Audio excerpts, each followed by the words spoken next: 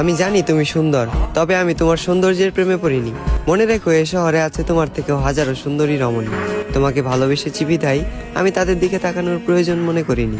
তোমার মুখে ছিল মধু, রূপে ছিল জাদু, চোখে ছিল নেশা। যে মানুষটার দিকে তাকিয়ে আমি মানসিক শান্তি খুঁজে পাই, তুমি ছিলে সেই মানুষ। তুমি আমার শেষ ভালোবাসা। আমি তোমাকে চিনতে ভুল করব না হাজার মানুষের ভিড়ে। আফসোস, তুমি আমার ভালোবাসা বুঝতে ব্যর্থ, আর আমিও বুঝাতে পারিনি তোমায় এই বুক চিরে। আজ আমার একাকিত্বের সাথে বন্ধুত্ব, ঘুমের সাথে আরি, তোমার কথা ভেবে জেগে রাত পার করি। এই পৃথিবীর কোনো কিছুকেই আমি ভয় করিনি, তবে তোমাকে হারানোর ভয়ে ছিলাম ভীত এবং কাতর।